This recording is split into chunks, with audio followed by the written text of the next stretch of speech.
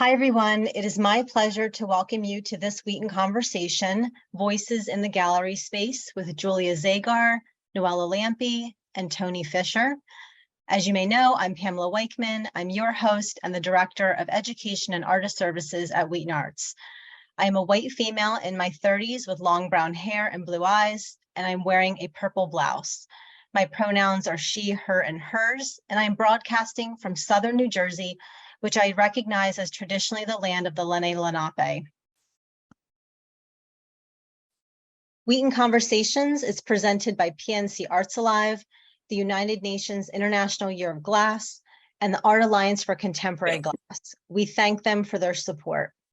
Through membership, donations, and shop at shopwheatonarts.org, you too can show your support. Please consider exploring these options so we can continue to offer free programs like this. It is my pleasure to introduce the co-host for this program, Dr. Iveta Pirgova. Iveta is the director of the Department of Folklife and Cultural Studies at WheatonArts. Over the years, Iveta has worked with more than 60 ethnic and regional communities in New Jersey, striving to preserve and share their cultural heritage. She is active in several professional associations, including New Jersey Folklore Society, Mid-Atlantic Folklore Association, American Folklore Society, and the American Anthropological Association. Iveta, thank you so much for joining us and for leading our program. Thank you, Pam. Thank you for your good words. And I have to admit, I'm very excited about this conversation. And it is my great pleasure now to introduce our speakers and hope for a lively discussion with all of you during this time. I would like to first introduce Julia Zagar. Julia graduated from Mexico City College, now known as La Universidad de las Americas, with a degree in Fine Arts and Latin American Folk Art. Her appreciation for Latin American folk and traditional arts grew deeper after serving in the Peace Corps as a craft developer to the Aymara and Quechua people of the Andes, and living for 3 years in Peru. Upon returning to the United States in 1968, Julia and her husband Isaiah established Ice Gallery on South Street, Philadelphia. Sparked by the Zagars' love for Latin American folk art, Ice Gallery expanded into 3 floors of unique artworks from various countries, including Mexico, Guatemala, India, Chile, Peru, Colombia, and Ecuador. In June 2022, after 53 years at 402 South Street, the building was consumed by a fire. Ice Gallery reopened in April 2023 across the street, again on South Street. The gallery continues to exhibit and sell the artworks of a diverse group of artists from different places, thus showcasing different creative techniques and media while interpreting each one in a cultural context. 22 years ago, Julia also initiated the Arts and Soul Tours. As part of these tours, potential buyers visit artists' homes, workplaces, and in addition to other places of interest. She also invites artists from different countries to the United States to demonstrate their art forms and to teach workshops and classes. Welcome, Julia. Thank you.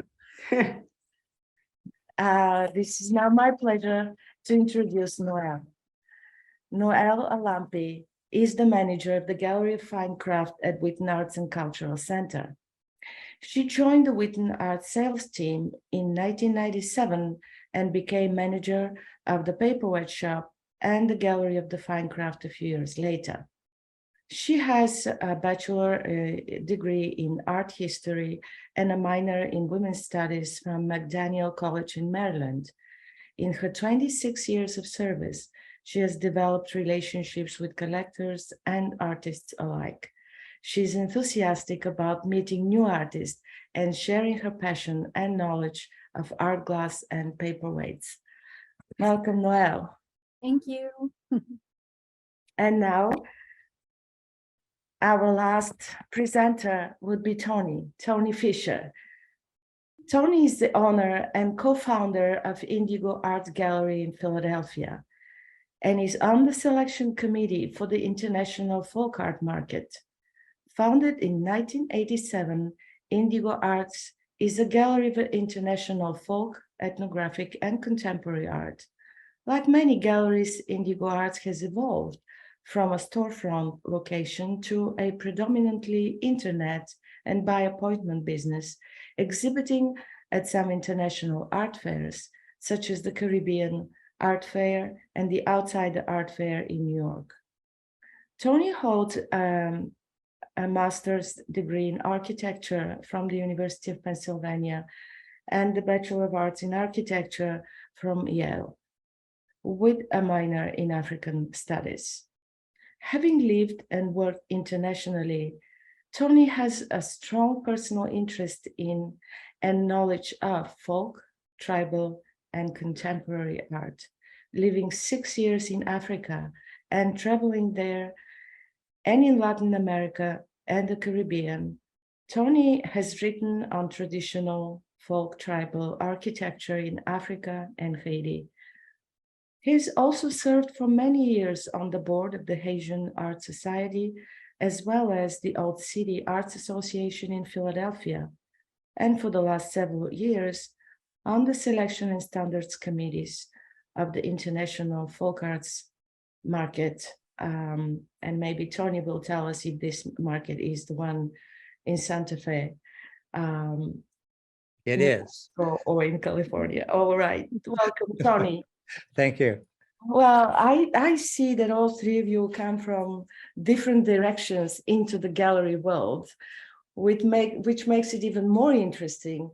And I'm sure that our participants, as well as me and Pam, would like to know more about you and about the why. Why is it that you do what you do? What inspires you for your work? What motivates your choices when you meet new artists or select new artworks?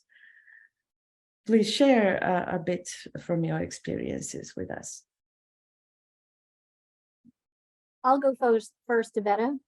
Thank you, of course, for inviting me to this conversation. I feel very honored to be in such an esteemed panel of gallery directors.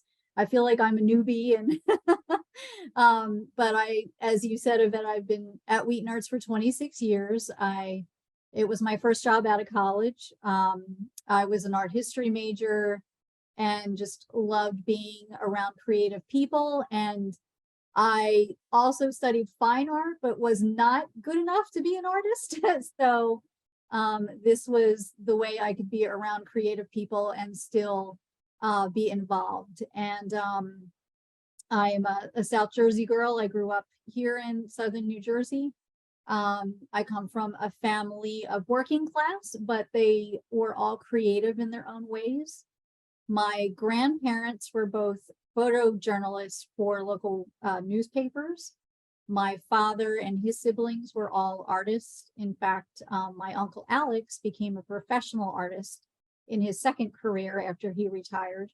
And also the glass industry is also in my family. My father and my brother both worked in Vineland and glass houses. In fact, my brother works at Corning in Vineland. So I've always been involved with the South Jersey glass tradition, just didn't really come to it until I was an adult. But every day here in the gallery is a new adventure. Since we are part of a museum, I feel like I have a little bit different perspective because one day we'll have 200 school children come through the gallery. And then maybe the next week we'll have a high-end art event with major collectors and major artists. So we adapt to whatever audience we are with that day, and it's fun and exciting, and it keeps us on our toes here in the gallery. And I enjoy working with all of the artists that come through WheatonArts in the fellowship capacity, which I'll talk about later in my presentation. But it's just been a pleasure, and I also love my fellow employees and team members here at Wheaton Arts, and Iveta can attest to the wonderful support we get from each other, and Susan Gogan, our director, and Kathy Nolan, our COO, who support us in every way possible. And it's just been a pleasure, and I can't wait to see what new adventures we come across in the gallery here and Wheaton Arts as a whole. And it's just wonderful. So thank you again. Yes, I can testify to that, and I can tell everyone how many projects we worked together with Noelle, and how many culture-specific folk and traditional arts the gallery had and featured all these artists, so that she can be connected to the displays in the Folklife Center. I always appreciated that. Thank you, Noelle. Thank you. I think I'm next. And if Noelle is the newbie, I'm the old lady of the of craft galleries. I went to school at Cooper Union in New York, and then it didn't give a degree at that time. So I went on to Mexico City College, where I did get a degree and did fall in love with Latin America. So that was very early on. I was going to school there, and I was living in a little apartment on the second floor, and someone knocked on the door, knock, knock, knock, knock, knock. And I looked out the window, and there was a man with 7 burros filled with boxes on each side of the burros. And I looked down, and I was kind of quizzical. He said it was for an order I had placed. Well, I didn't place any order, and I tried to explain that to him, and he said, "Oh, yes, you did. And here is the paperwork." And no, it wasn't me. Turned out that the people who had lived there before were from Swiss green stamps, Switzerland, and they had placed the order, and it had taken him 3 years to make it. And he said, "I'm not going home. I made this order. You have to take it, and you have to buy the rest of it." They put a down payment on. So I looked at what I owed, and actually I realized that I could easily pay it. So I did give him the money that was due, and he just piled the crates and crates in front of my door, which I had to climb up the 3 flights of stairs and put into my 1-room apartment, which I did. And as I unpacked it and looked at the pieces, I thought they were wonderful. They were from the state of Guerrero, and which is right near the beaches. And they were ceramic, low-fired ceramic, hand-painted, of animals and of people and of wonderful life in Guerrero. So I kept them around my house until I finished school. And then I repackaged them and tried to look for some way home. So finally finding a lift in a trailer that was going to New York, I got a ride, packaged all the pieces, and as we were traveling home in every city we went to, I ran around to all the different craft stores or pharmacies or any kind of store and asked them if they would buy some of these pieces, because it was literally hundreds of pieces. And little by little, of course, a lot of them broke, and a lot of them we sold. And I got back to New York, to my parents' home, and I had still many crates. And I realized in that whole process that I was becoming a gallery owner. I was becoming the owner of merchandise that I loved, but also needed to sell. And that started me. We later went into the Peace Corps, and with that same idea, we began to work with craftspeople with the thought that they would find markets in the international world. So we began to develop, we were in Puno, Peru, up 13,000 feet above sea level, where they have a lot of alpaca and do a lot of knitting. So we began to work with knitters and did a whole line of alpaca products. I said to them, I want you to do a sweater, but you know, Americans are really big. So you can't make a sweater for a Peruvian up at 13,000 feet. You have to make a sweater for a big American. Think of a big American. So they went off and they came back with a sweater. I mean, it was for a gorilla. The arms were as long as this, the neck was as small as this, and it went down almost to a long evening gown. I said, I don't know if we could do this, but little by little, we began to make many products. We began to do dolls and gloves and hats, which are still being sold today. And Christmas tree hangings actually became the biggest item we had. It's strange to say.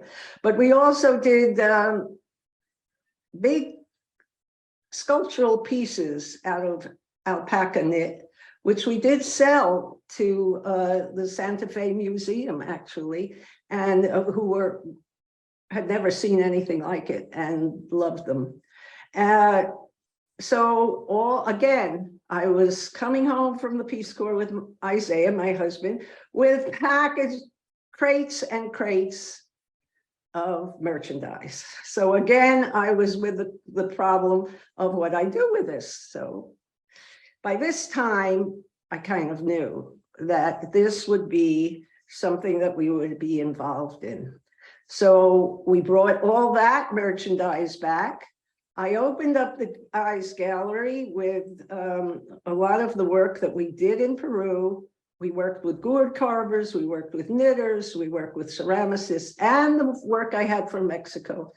And we presented it where? Where did we present it? We went around Philadelphia, which was not our home, but which is what we picked to live in. And we looked for open spaces that we could rent pretty easily. So on South Street, which was a deserted street, which we were going to put a throughway through, and it was defeated, we moved into a broken down building, which my husband then went about knocking down and cleaning up, and we presented in November of 1968, our first show. We put out a big poster, and we worked all night, all day. We put up a show in these kind of white walls. And that month, November and December of 1968, the two best months of the year, actually, we made $2,000. So we were ecstatic. We thought, this is it. And we immediately put out another poster for January showing more work, and no one came. January is not a month to sell folk art. I'll tell anyone who wants to open a gallery. But by this time, we were involved in showing work, and we were involved with a deepening relationship with the artists whose work we had brought home, and other works which we were beginning to learn about. So from my first beginnings in Mexico, I went back to Oaxaca, made relationships in Mexico City, Oaxaca, all other parts of Mexico, finding pieces that I loved, brought them back and began showing them. And that is what I still love to do. In the whole process, my husband, I have to tell you that when you buy a ceramic piece in one country and you ship it back to this country, what you get might be a few pieces of the one piece because a lot of them fall apart. So my husband, who was working in mosaics, began to use those broken pieces in his work of mosaics, and eventually led to Philadelphia's Magic Gardens and to many murals around Philadelphia. In the meantime, the Arts Gallery grew, people knew about it.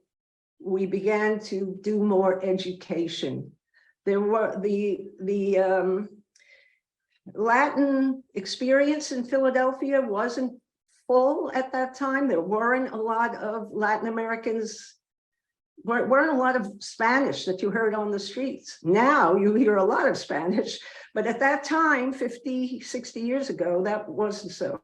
So we began to be giving classes, we began to teach, we began to, as Yvette said, we began to invite artisans to come to stay with us, experience Philadelphia, and we still do that, and show their work. Of course, now many people collect the artist's work, and so we have a completely different relationship. We are now working with people in our community. So we have community in Philadelphia and community in the different artisans we work with. It's a very exciting job. It's a very exciting life, which is why I couldn't leave it when my store burnt down a year ago, and decided to continue for another 100 years, I guess, another 50 years to make 100. I've said it. 100 years sounds good. It's a good wish. Thank you so much, Julia. And we have a comment from Betsy Dillon in the chat saying, Julia, I love your origin story. Thank you for sharing. It feels as if it was fate who decided your life. Just the fate could drop those crates Yes. with ceramic words in front of your door. I was an art student, but I had never even left New York City. So this is quite a jump. Yeah, we'll attribute it to fate. Yes. Tony, how about you? Okay. Well, my story is, I guess, a little shorter. I've only been doing this for 36 years. Oh, That so makes short. me a spring chicken in this business. But I think I was kind of pre-formatted to be involved with this. I don't think I knew it at the time, but I spent a lot of my childhood in Africa, where my father worked in our foreign aid program.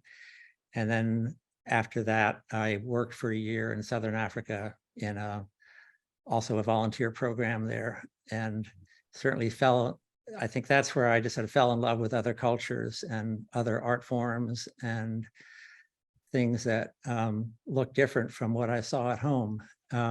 Also, I grew up in a house where there were African masks on the walls because my father collected, and there were Japanese prints because my father actually had been born in Japan, so that was kind of in his DNA too.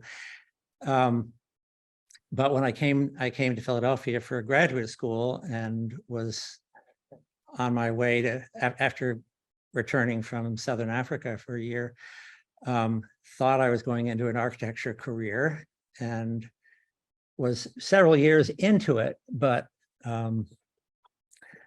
I think on vacations, I traveled quite a lot at that point to Mexico and the Caribbean and that area, and fell in love with a lot of other cultures that I wasn't familiar with initially. And with my my former wife we started collecting. We couldn't resist collecting some of the things we saw, and I think somewhere along the way, starting to sell some of it on the side seemed like a way to justify our addiction. So it didn't start out as a store, it started out as home shows and things like that. But after a few years, we had a small store called Indigo, initially on 22nd Street. And one thing left to another, I led to another. I took a brief leave of absence from my architecture career, which I'm going to get back to in a year now. But anyway, that was 36 years ago. And the gallery, it was a store that sort of morphed into a gallery over time. And it's been through, at this point, it's been through 6 different locations. And at nowadays, it's turned into basically an online business, or particularly, it was almost entirely online before COVID hit, and COVID sort of sent it the rest of the way over. So I now have an online business, but I also do some art fairs, such as the New York Outsider Art Fair. As far as early collecting trips for Indigo were mostly to Mexico, Cuba, the Caribbean, Haiti, Guatemala, but we quickly started making contact with artists all over the world and carrying work from primarily Africa, Latin America, and the Caribbean, but also some from Asia also. And we put on shows at Indigo Arts Gallery of Mexican masks, Haitian paintings, Haitian voodoo banners, Indian scroll paintings, Nigerian paintings, a wide variety there. And I continue to do that, but now they are virtual shows, which is much easier. I don't have to frame anything or put it on the wall.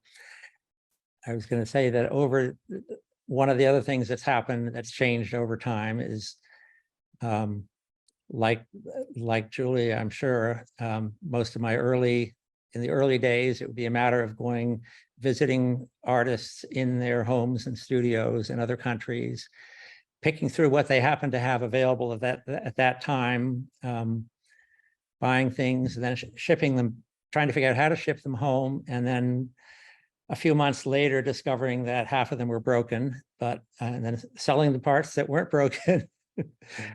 And then that kind of morphed into, in a lot of cases, people would send me envelopes full of photographs, and I'd pick through photographs, and then I'd mail back the photographs that I wanted. And then again, 3 months later, a box might come in the mail of what I picked out. That the internet has definitely sped up that process a lot. But there's still that anxious waiting to see what arrives and whether any of it's, or whether all of it's broken or only some of it is broken in the course of the shipping. One of the stories I was just going to mention was that in the business, I would often have people who had been clients or customers. They would come in and say, "Oh, I just visited such and such country, and I didn't see any of the things that you have." And that would always give me a certain amount of satisfaction, a feeling of satisfaction, because the fact would be that the majority of what you see available in most countries, available to tourists, is a pale shadow of the folk arts that traditionally are made in that country, and which, if you know where to look, with luck, you can find yourself to bring back. So I think that's always been a big part of the process, is kind of a selection, bringing things back, and then presenting them to an audience that is very different from, and really is often unknown to the artists that are producing the work. And a lot of it is an education process, trying to explain to an American audience, or now more and more an international audience, what it is about this art form, why they do this, why this is made, this is inspired by the voodoo religion, but that doesn't mean it's all Satanism and something evil. And so there's a great deal of education in the process. We've also by presenting artists have been able to, I think we've been able to help them out by not just by selling their work ourselves, but by introducing other galleries, museums to their work and giving them an outlet elsewhere in the world. And when we get to the individual artists that I show, several of them illustrate that. And I think I'll stop right there. And Thank you, Tony. I mean, this is so exciting. It's unbelievable. I mean, I see and I can hear in your stories how you are trying to connect the people and connect different cultures through art, traditional arts and folk arts. And education seems to be a must for all of you, because without the education, the others would not be able to understand and appreciate the art forms that you're offering to them. And I think this is a kind of embedded in your work, which is fantastic. And I have to admit, I've worked on projects with all three of you. I mean, Noelle all the time. But with Julia, we worked back in 2004 on a special Mexican project that we had, the Folklife Center. And with Tony, we worked in 2016 on a Caribbean project, and also the Haitian Vodou arts that we displayed. And I know how many panels we had to write and explain, and our docents to give lectures all the time, just to connect people to the art form without the prejudice against. So that was difficult, but we did it, and it works. It's fantastic. And I know that all three of you work with so many artists. And now I wanted to ask you to please share some of the stories about the artists with whom you work and give us some examples of their artworks. Okay, that's a great question. I'm up first. So I am super excited to share with you a few of the artists that I've worked with over the years. And Paul Stankard is someone we are so grateful and honored to represent here in the Wheaton Arts Gallery. He is a world-renowned master glass artist, and he doesn't show with too many galleries. So we are very honored that he chose us to be sort of his hometown gallery. Paul's an internationally acclaimed glass artist and pioneer in the glass movement. And we consider him a living master in the art of the paperweight.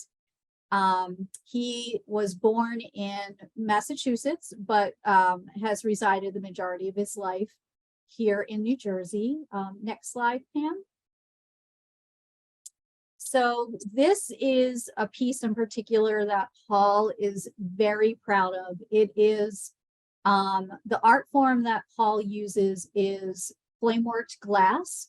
So all of the elements you see inside of the clear sphere is all made by Paul using glass. So they are not real honeybees, they are not real flowers.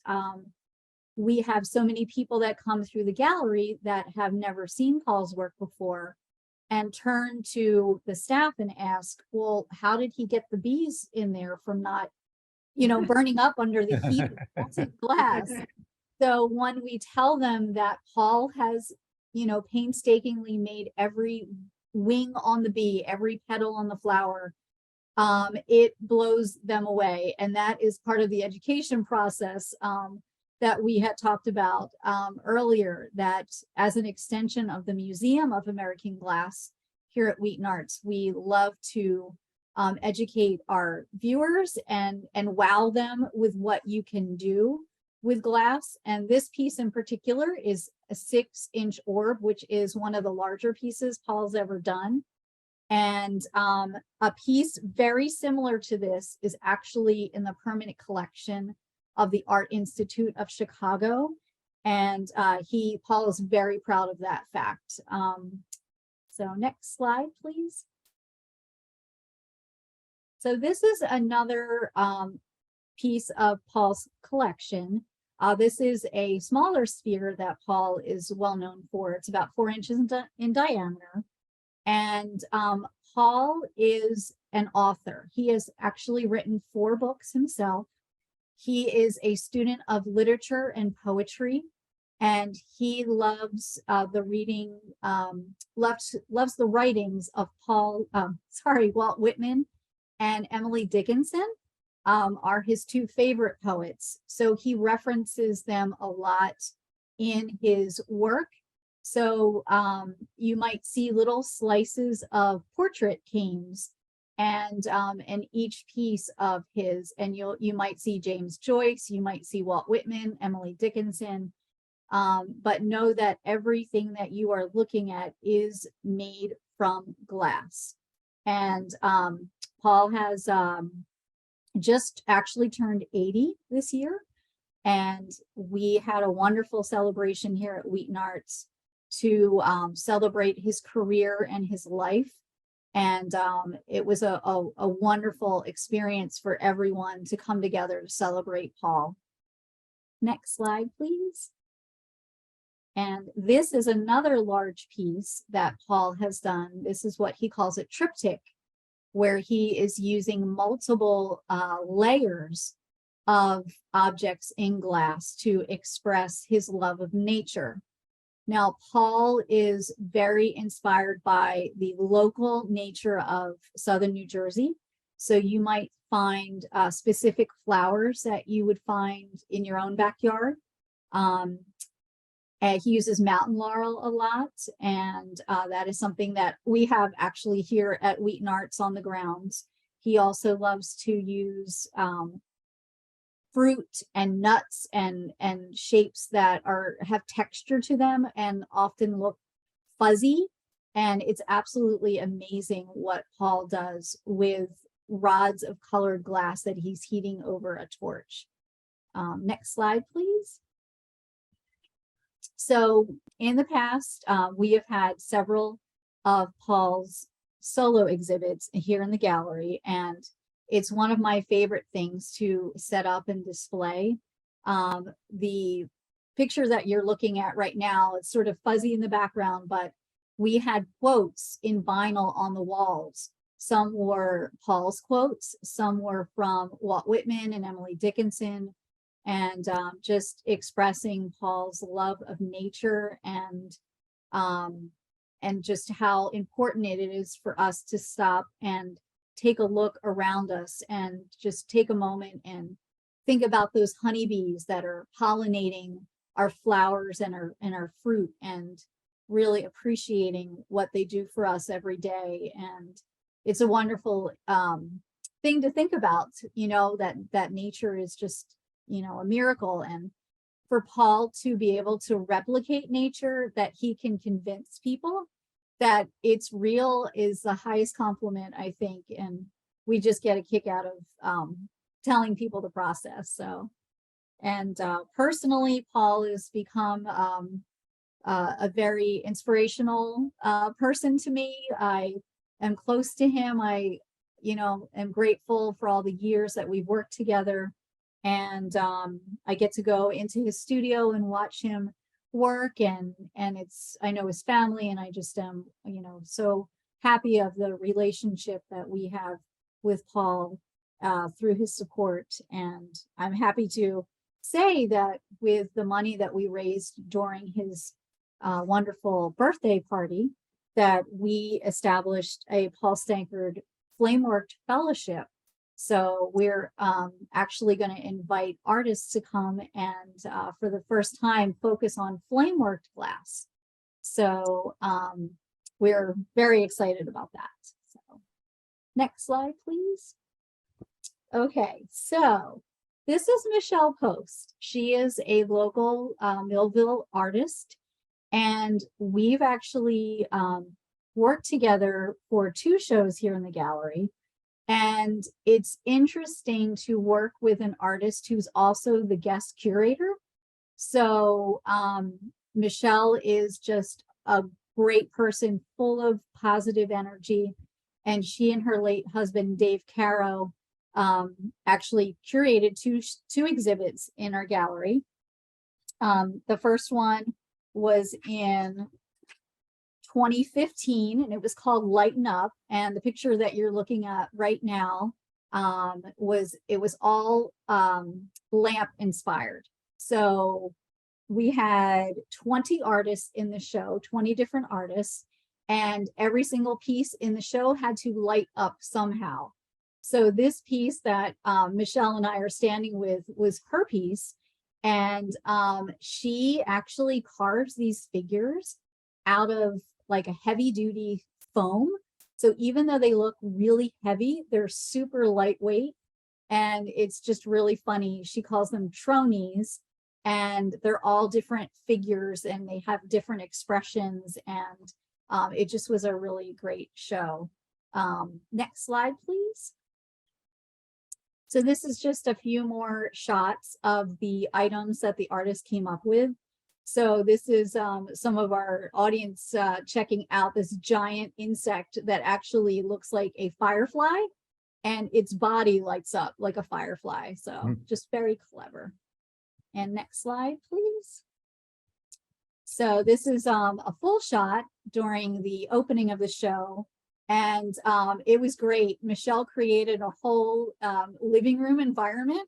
So we actually had people that would come and sit on the couch and the chairs and just sit in the environment of all the lamps. It was sort of dim lighting, so you could just sort of zen out back there.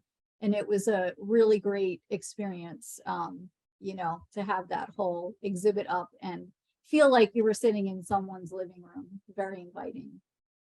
Next slide, please.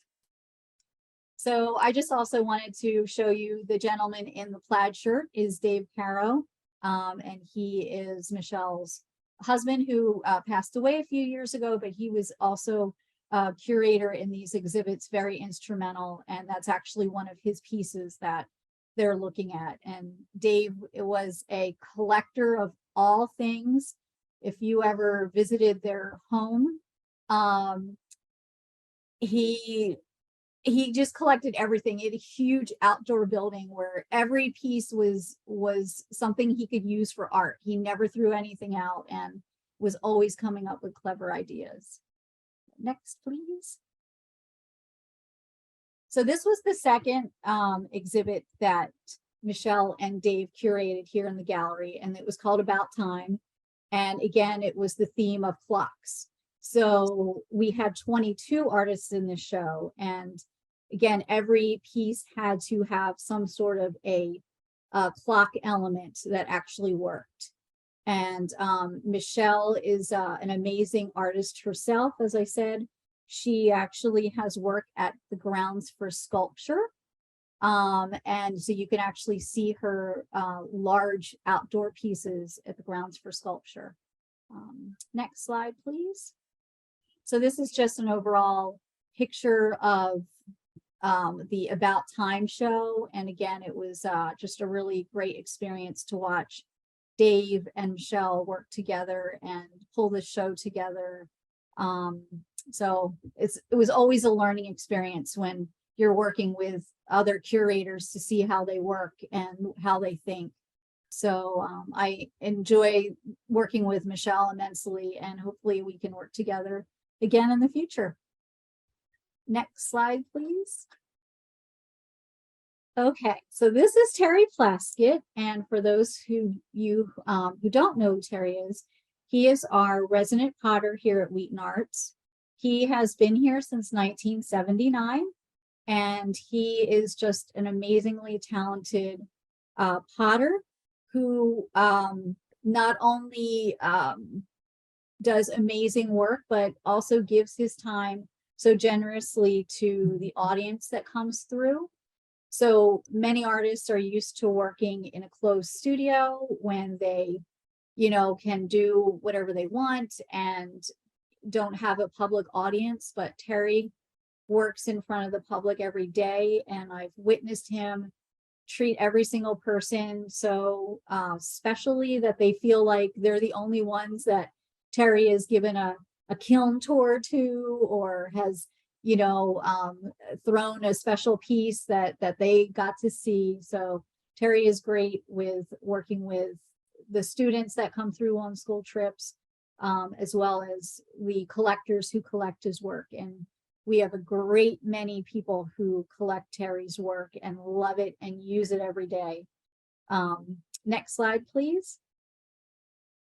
So Terry is very well known for his use of salt glaze, and he was influenced by the early stoneware that was created by the Fulper pottery. So we're talking like 1910, 1930. So he's very influenced by that particular type of pottery. But the salt glaze technique is, very old, but Terry does it in a contemporary way. And as you can see here, this is one of his beautiful crocks that we have sold here in the shop, and are completely functional, but also beautiful art pieces. And we are so happy to have Terry here. And we have a wonderful room of his on display here at all times, where we sell his work and talk about his work. Next slide, please. So Terry has also, the clay that he used in the salt glaze is actually mined in Pennsylvania, but he has actually found a local source for New Jersey wild clay. So it's actually a few miles up the road from WheatonArts, in a private business, and he's become very friendly with the owners of the business, and they allow him to mine the clay right off their grounds. And so we call this New Jersey wild clay. And this is just a picture of a very rudimentary picture of the process, but it is a huge process for Terry and his associate potters to create this clay that is, goes from this clay that they're pulling out of the ground to a drinking vessel that you can use on a daily basis. And it's just has a beautiful warm tone to it. You can kind of see that sort of orange clay color. And we're super excited that Terry has, worked with this local business to create this whole series. People do collect it, and he does mark it on the bottom with an R or NJ. And we're really grateful that this business has allowed him to mine it there. And it's just really beautiful. And I love that Terry, found this and has created a whole series of pottery from it. So next slide, please. And this is another showing some different shapes that Terry does in the New Jersey wild clay. And if you can see the little dots, that's actually from the iron that's in the clay, the natural iron. When Terry fires it in the kiln, it actually comes out in these little patinaed dots. And I think it's just really beautiful, and just beautiful to have as a piece of art pottery, or also use. So next slide, please. And these are some of Terry's wild clay mugs. So the glazes that Terry uses are just beautiful, and these rich amber honey colors. And Terry makes sure that every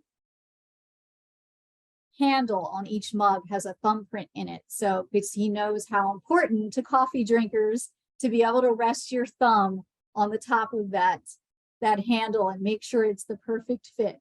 So when you come to see us here in the gallery, you can try every single mug and make sure it's the perfect fit. Next slide, please. So this is just a great, I love this picture. This is from a few years ago when Terry was doing a firing, and it's just the dedication of keeping this kiln going, and this is crazy. It just, pottery is not just some, zen out type of thing. This is like action, action and adventure. So I just love that shot, and I just wanted to share that. So next slide, please. Okay, so switching gears, as Yvette had mentioned, we have worked together a few times with the Folklife Center projects. So that has gotten us here in the gallery to represent different cultures, different heritages, and different artists. So this exhibit I chose to represent that portion of the slideshow was the Caribbean project. And this specific exhibit was called Sankofa. And this particular exhibit had 22 artists in it. And it just was very moving for a lot of the visitors that came through. A lot of the subject matter was a little difficult, but done so well that people actually stopped and talked to me and appreciated us representing different cultures in the gallery and opening their eyes to different views. So it was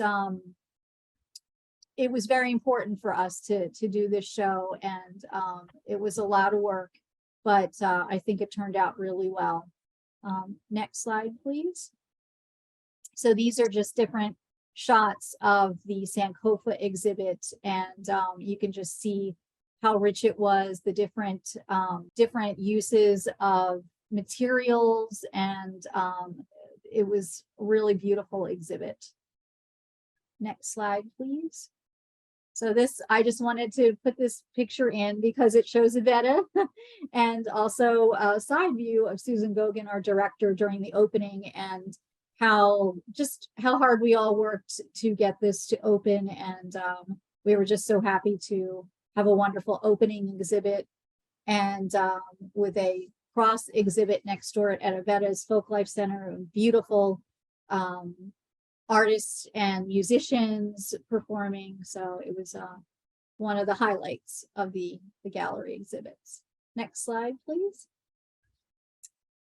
This is just another, I just thought this was a great shot of one of the artists talking to one of the audience members, the visitor, and I just thought it was very moving the way he was physically even, bending down to her level to engage with her. And this is one of my favorite shots that we have in our picture collection here. So next slide, please. So let's bring it back to glass now. So here at Wheaton Arts, we have a wonderful artist named Alexander Rosenberg, and he is our director of the glass studio. And Alex came to us as a fellow, actually, during the Creative Glass Center Fellowship Program back in 2018. So Alex had been around Wheaton Arts as an artist and a fellow, and is now a staff member and a resident artist here. Alex was also featured on the Netflix show Blown Away, which is a reality competition for glass artists. So every day we get Alex fans coming in and asking if he's here or if they can get a picture with him. So we're super excited to have Alex on our staff. He's very talented, does beautiful installations and artwork. And if you advance the next slide, Pam, I'll show you one of them. It's actually the pill bottle that's behind me. This is a piece that Alex made on the show Blown Away. It was a challenge, a blind box challenge, where he had to pull something like an ordinary object out of a bathroom, and he pulled a pill bottle. So it was a pop art themed challenge. So he did this amazing giant pill bottle, and the pills are so real. They even have that sort of powdery look to them. So even today, when I was here in the gallery, we had younger people and they were standing in front of the pill bottle and getting their picture taken because they recognized the work from the show, and people get so excited. And again, we're just so grateful that Alex is here and part of our studio team, and a great artist himself and a writer. He is a writer as well. So we're happy to have Alex. Next slide, please. This is just a detail showing those pills close up that just looks so realistic. Next, please.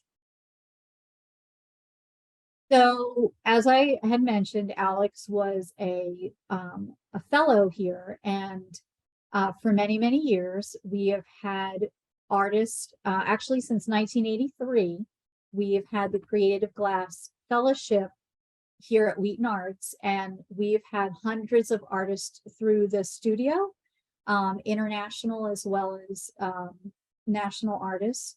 And they come through on a fellowship grant and get to live here on the grounds at Wheaton Arts and have access to the studio and all of the amazing equipment that's there.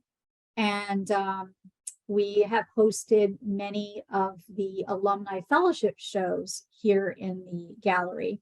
So this is just one that I pulled up that was one of my personal favorites to curate, where we have actually invited past fellows to show their current work.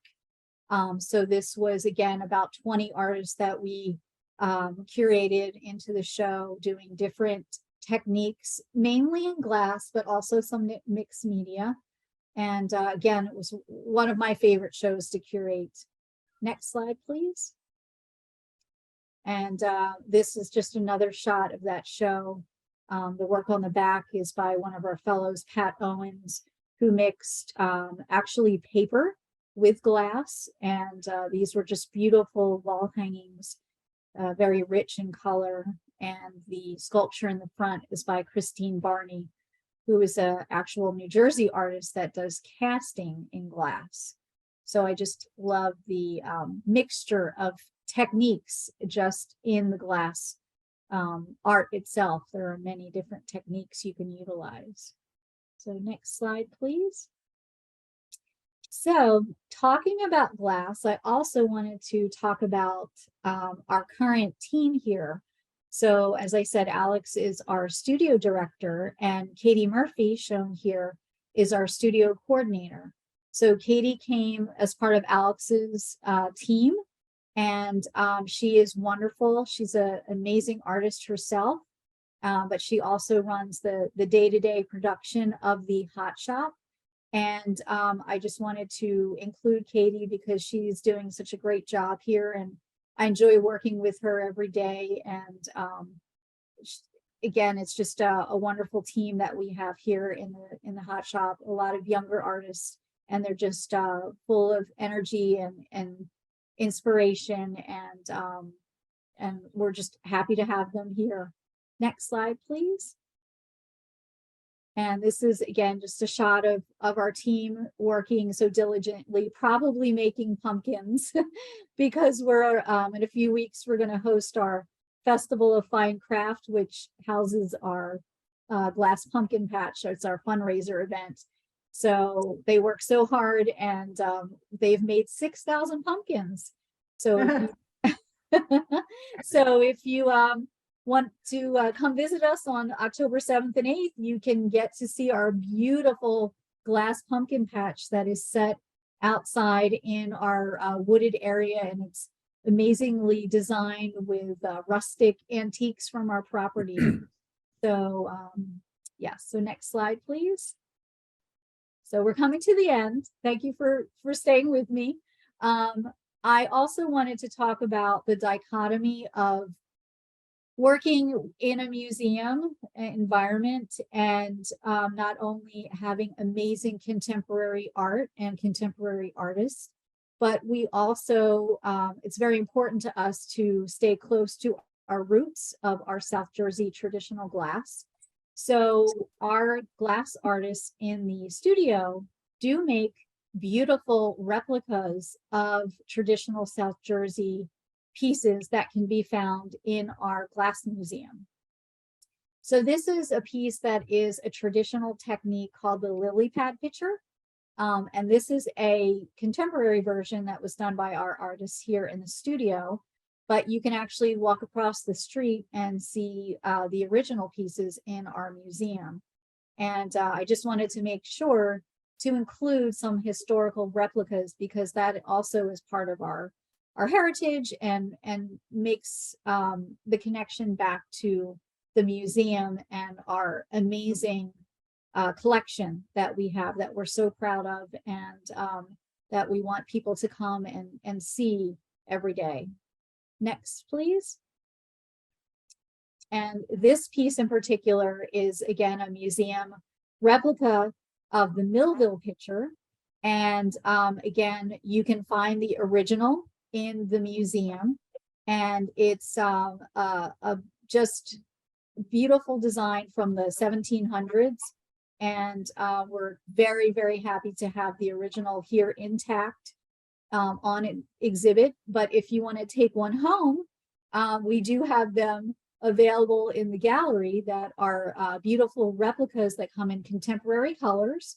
And it's a design that I would say it's one of our signature pieces that we do here, that it is very special to us. And, you know, it's something that people know us for. And next slide. So part of the glass studio, when you come in, there is a huge mold room when you first walk in to the glass studio. And this is something that a lot of people just sort of walk past or don't understand what's happening. But all of the molds that you see are actually functional molds that were used at one time in the Wheaton Village glass factory. And some of them are antique, some of them are vintage, but Katie and her team have painstakingly restored some of these molds and are using them. And Amber Cowan, who is the artist that is exhibiting right now in the museum, she has a beautiful exhibit. She actually used some of these molds and some of the presses and in her work. And I just wanted to pull this in as well, as, again, we are always striving to advance our creativity and think of new ways to use glass, but we don't ever want to pull too far away from our roots. And this project that Katie and her staff are doing, I think, is wonderful. And if you go to the next slide, Pam, you'll see a piece that is my last slide, and it kind of sums up. This is the New Jersey Devil mold. And it was made in our glass studio using one of those vintage molds that Katie and her team have restored. And it's also an image that is a part of the Folklife Center's iconography of the traditional Jersey Devil. And it's a big hit. These sell very well for us. And we also include a legend of the folklore of the Jersey Devil, and it kind of links us back again to the traditional folklore of our area and the traditional glassmaking process.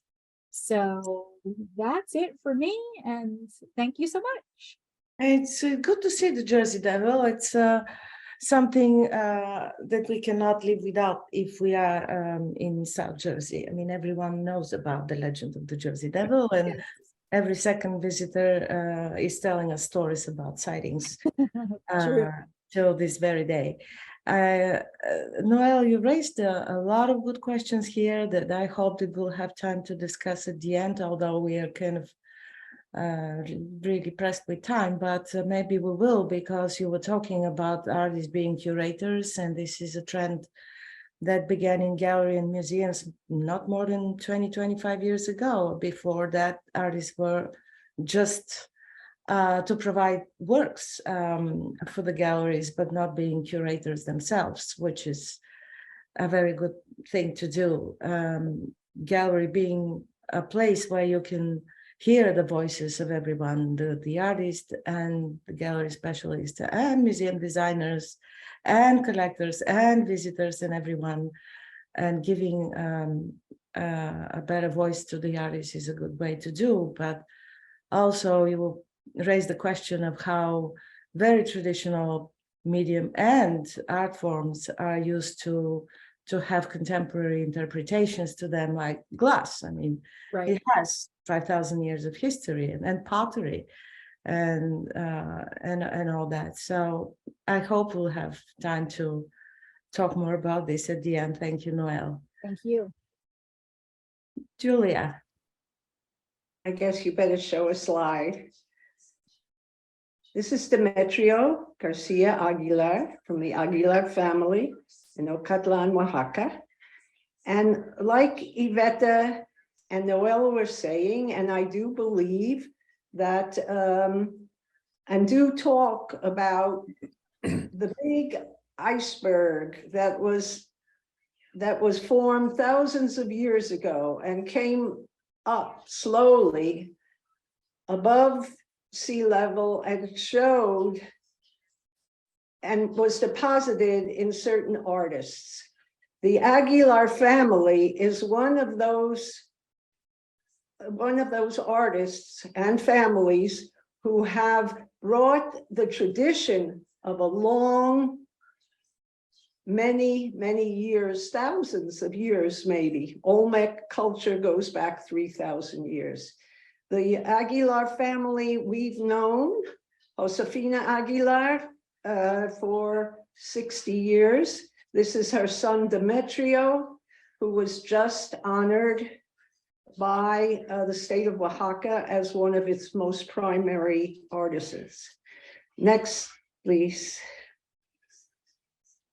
Here he is working with some of the pieces in his home.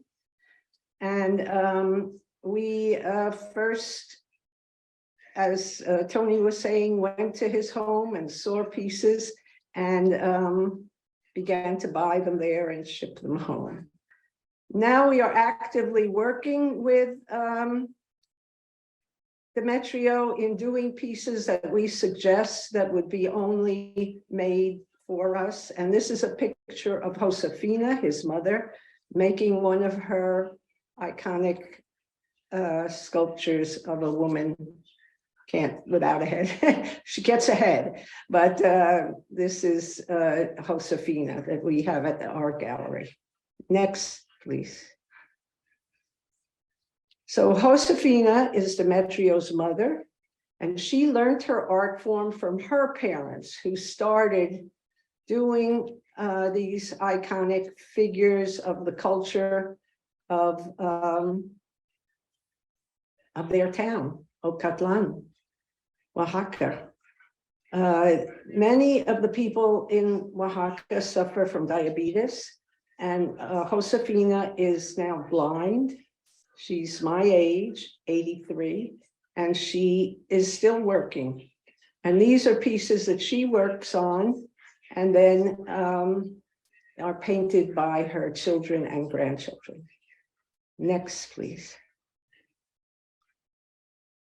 This is her sister, younger sister, Concepcion, who lives next door, and some of her work. We have learned, because we have gotten so involved with the family, to show the different work of all the brothers and sisters in that family. And Concepcion is the sister of Josefina and does her own work and presents it in her home. Next, please. So these are some of the latest things we got from the Aguilar family. And it's because of the love of cats. We said, you know, a lot of people in the United States love cats. So this is what they did as their rendition of the love of cats. So this just came in about 3 weeks ago into the Arts Gallery. Next, please. We all know about the Virgin of Guadalupe, or it is she is a woman icon of the Catholic Church, but also of Mexico. And she is very much adored. And almost every artist all over Mexico does some sort of rendition of their own of the Virgin of Guadalupe. And this is by Concepcion Aguilar. Next, please. Oh, and this also came in just 3 weeks ago. So from the Virgin of Guadalupe to the young women of today, we have Demetrio Aguilar doing his famous people sitting on benches. Usually they were lovers of some kind, but these are the women of today sitting on benches all over Oaxaca. Next, please. Now, this has been something that has been done by Concepcion and her family, and there are different sets of bugs. And again, my love of art, of interpretation and color has become very much a part of Concepcion's work. And we have these bugs crawling all over our walls. We have many of them. People love them.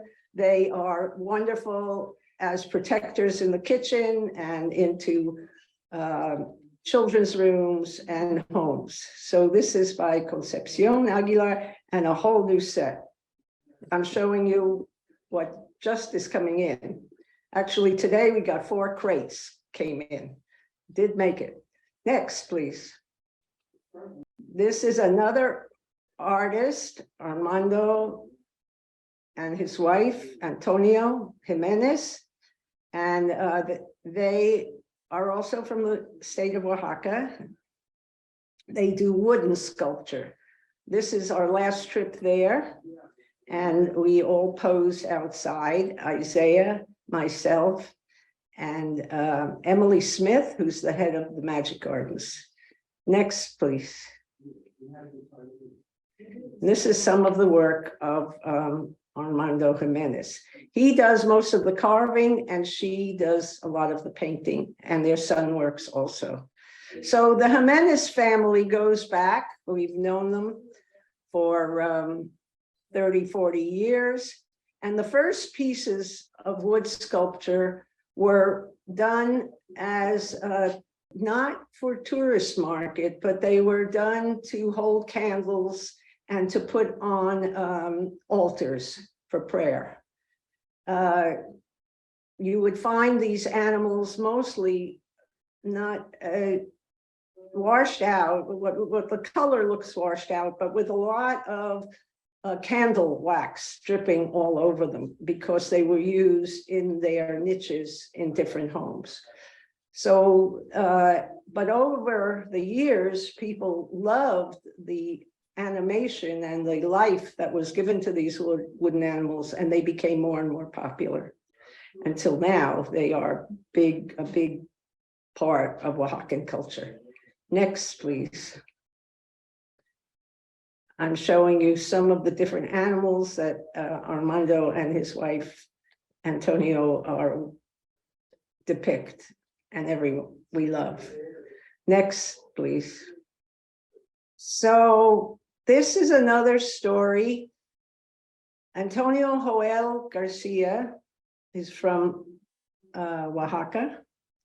This is a picture of him in Philadelphia, but I met him in Oaxaca when I was in my 30s, and I saw this man with a big bulto, with a big sack on his back, with all these fantastic things coming out of it. And animals or dragons, and I ran up to him, and I actually didn't run. I kind of carefully went up to him and said, "Oh, are you selling those?" And he said no, he was delivering it to a craft store in Oaxaca. And I said, "Well, do you sell them?" And he said, "Yes, I would like to." So I got his name and address and went to visit him in Mexico City. It was a long trip, but it's been a long relationship because we have been working with Joel for all these years now. He's come to live with us for 3 months, 2 months at a time. He's taught in the schools all around Philadelphia and in Philadelphia City when I can get permission. He doesn't speak English, but he sometimes somehow gets his methods understood, and he's given classes.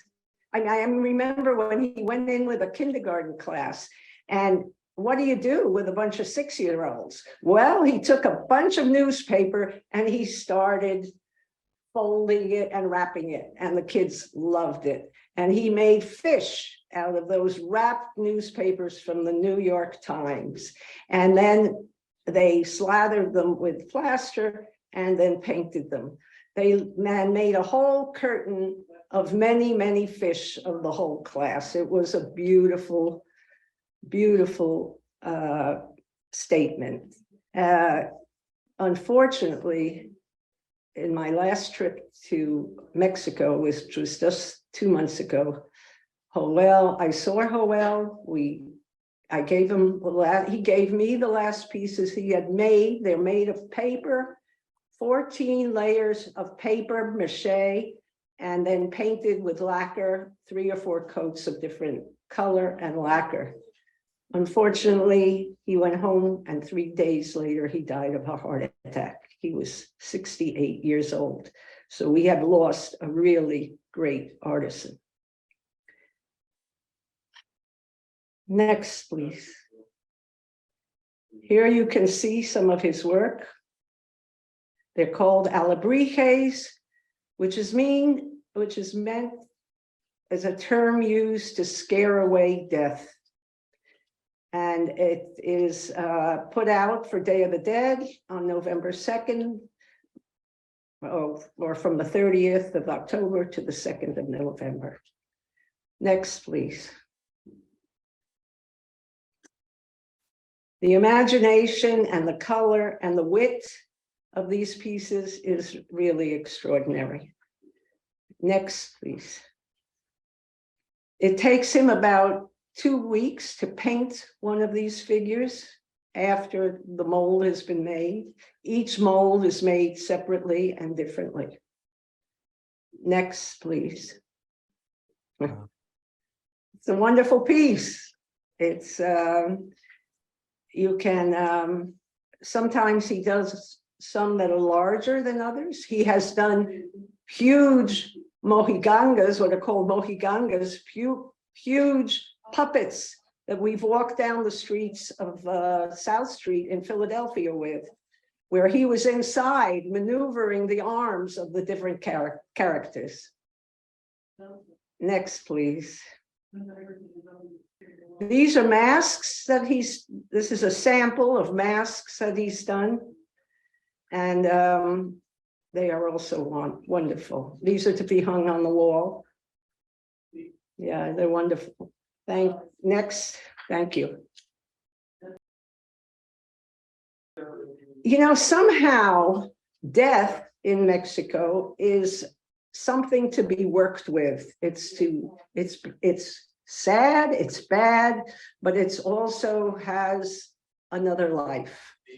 And a lot of his works have another life. Next, please. This is the work of Jose Antonio Garcia. We were there this summer, and this photograph was taken. He, as I mentioned before, suffered from diabetes and is now blind. He is the same age as Isaiah, or maybe a year younger, about 82. And these are a lot of his works in the background. He now works. He doesn't paint the figures anymore, and they are being done by the rest of his family also. Rosa is one of the young women who has kind of taken over the workshop. He's gone up to Santa Fe and showed his work for 5 years. He goes up with a big truck full of work and sells it out completely. People love him. He's a sweet and beautiful man. Next, please, we can see, I think, another part of his. Oh, and this is 3 women. And his wife has a, I don't know what it is exactly. It's a mark on her forehead. It's not one she put there, it's one she was born with. And so you can see that he is sculpting his wife and 2 daughters in this sculpture. It's pretty beautiful. Next, please. Oh, this is Angelica Vasquez. She is one of the women who is a wonderful, wonderful artist and has almost transcended from the craft world into the fine art world. She came here on a scholarship to the Clay Studio. She did many works here. She loved working here. She's tiny, but at the Clay Studio, she met a Russian ceramicist who was 6'8" with huge hands, and neither of them could speak English, and neither of them could speak Spanish or Russian to each other. But together, they began to work and make beautiful pieces and began a friendship that continues today, which is amazing, amazing. And she now has a gallery of her own in Oaxaca. You can see a little bit of it. She works with plants. She does a lot of natural dyeing to paint her works, and continues to show her work in galleries all over the world. Next, please. So this is a piece she did for us when she first came, when we first worked with her. And I thought it first came to Philadelphia. When I first worked with her, I thought it was so unusual because it's showing the love and the participation of a father and son, which is very rare to see. I mean, it's a simple piece, but it's so special. Next, please. Oh boy, this is Luis Valencia Mendoza in his gallery. He is an artist. He is we know him as a ceramicist, but we also know him as a printmaker and a painter. He, as a ceramicist, he came to Philadelphia. He had a scholarship from the Clay Studio, and he worked. He does tremendous amounts of work. He can work very fast. He immediately began working with Isaiah in mosaics, and together they said one man tall and skinny, the other one short with a big belly. So the 2 of them went through museums in New York and Philadelphia and just he absorbed a tremendous amount of inspiration. When he went back to Ocatlan, he immediately started doing mosaics all over his house. Never quite finished, but it looks fantastic. He's just recently bought himself a press, an etching press, and that is a big deal. I mean, who can afford an etching press of their own? And he now does, as you can see on some of the walls, his own etchings that he sells on the internet. His son is a techie, and he teaches. And who he is teaching is of the children of the small towns around Oaxaca. He loves to work with them, and he loves to do his own work. Next, please. Oh, here is a little piece he did that we have at the gallery still. It's the sun god, and all the little devils that are trying to do it in. So these are one of his original ceramics. He also did, for Valentine's Day, he did all the different loves. He had 14 different loves that are around hearts, and I'll let you try to add up all the different loves that there are, but there are many. The love of food, the love of liquor, the love of your partner, the love of your animals. It goes on, and he depicted them all with the color and the humor that he has. Next, please. Oh, this is Geraldo Ortega. He comes from another area of Mexico, Santa Cruz de la Huerta. It's in the state of Jalisco, up near Guadalajara. He is the nephew of a ceramicist, Mendoza, his name.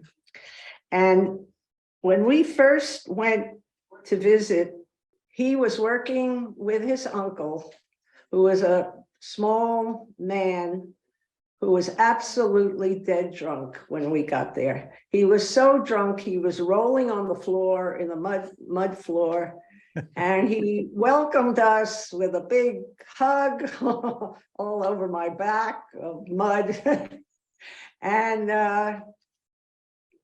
was able to, we were able to get him up and say hello. That began our relationship, and we worked a lot with him. And then his nephew began to produce works and understand how to deal with packaging and shipping, and something his uncle never could. Next, please. So here you can see some of the wonderful whimsy, color. Actually, this whimsy goes through so much of Mexican folk art. It has so much of an imagination. And all the artists that I've shown use it. It's part of their, should I say DNA? Or maybe it's part of the many cultures that have gone through Mexico. And so you see the wonderful color, the humor, the people.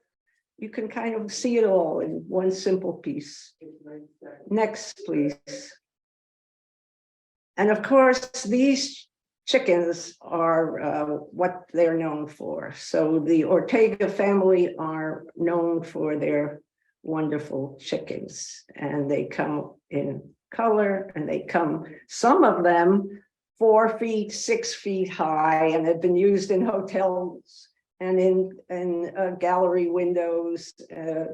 We just got a shipment from a show that he did in Milwaukee, and these were a lot of the pieces that were he didn't sell, and we bought them all. So they all have arrived at the New Eyes Gallery. I have to say that I'm showing a lot of new work, because the New Eyes Gallery is only in existence for 4 months, since April 15th. So a lot of the things I'm showing, I've collected from people I've known for 50 years, but a lot of it is new work. And a lot of the things that we could rescue, we did, but much of this is new. So next, please. And that is a wonderful artist. Thank you so much, Julia. Thank you very much. I mean, you've shown such exquisite examples of Mexican folk art. And you're right, there are so many cultures in Mexico, and you can see how they vary from place to place. Oaxaca is a very special place for folk art. And it was amazing how all these pieces initially created for other kind of use, some everyday, some ritual, became pieces for collecting, for tourists visiting the state. And some of the collectors even began commissioning artists to to create work specifically for them. Even though they would be using their techniques and colors, the pieces might be different. Instead of animals or fantastic creatures or everyday scenes with Day of the Dead figures, they would create something totally different depending on who orders it. Which is, I remember when we had the Mexican exhibit, we had several musical stands because it was a music teacher who commissioned them from the woodcarvers in Oaxaca. You have only one quick question from the participants. Lisa wanted to know whether Joel Garcia is related to the Linares family or not. Could you repeat that? Linares? Joel Garcia. Oh, it's an interesting story because Joel Garcia was a street urchin. His father left. He never knew his father. His mother was not able to take care of him, so she kind of did, but he lived a lot on the street in a little back alley where Jimenez was working, who took him in as a helper to sweep the floors and to and do little things around the shop. He of course became part of the family and learned with the children and worked very hard. He was a very hard worker. And he actually became the one who was able to keep the tradition going. Even the others, his children work also, but it was Joel Garcia who worked harder and had more inspiration. I don't know why, and maybe Iveta can talk about what makes creativity and what makes a person great, because Joel Garcia became a great artist, even though it was not anything he knew from his biological family. Yeah, very, very interesting. Yeah, the creative impulse is the basis of all artists. Doesn't matter whether they will be in folk and traditional or contemporary artists. It's important. Thank you so much, Julia.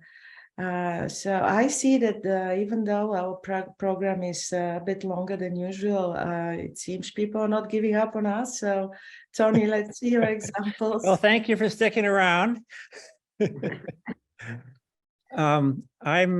I picked out 4 artists to show here, and knowing that Julia was showing, I'm undoubtedly going to show a lot of Mexican. I didn't pick any of the Mexican artists that I've shown, but I have 4 artists that work in 4 distinct media, and then they from 3 different countries.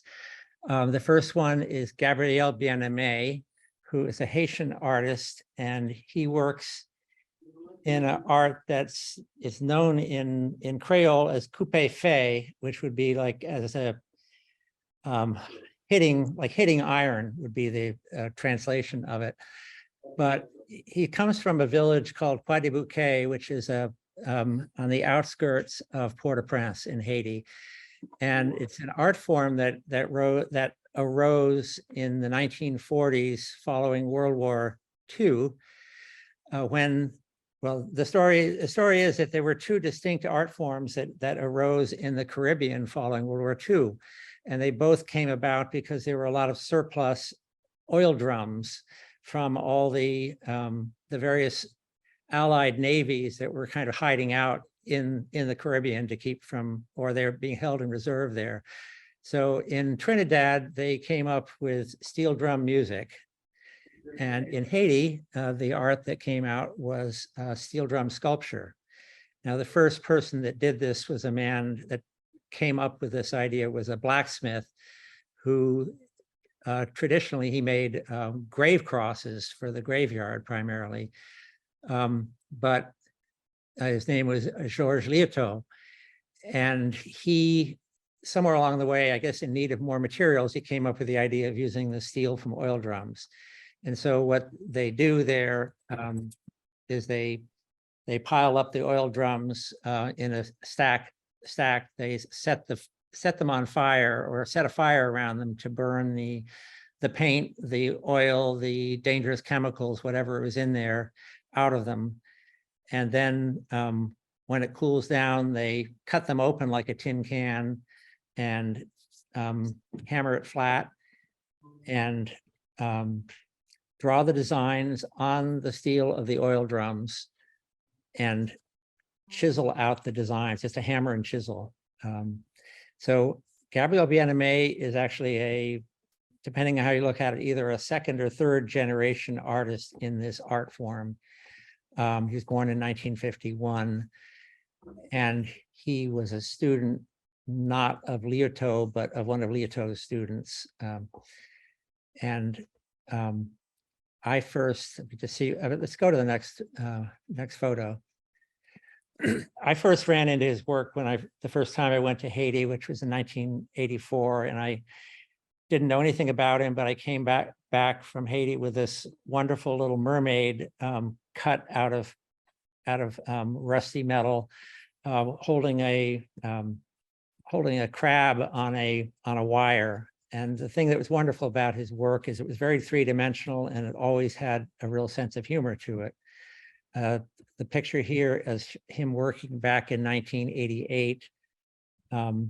You can see he's chiseling. It's an article that was in America's magazine back then. He's chiseling the design out. You can see that the chalk marks are on the metal.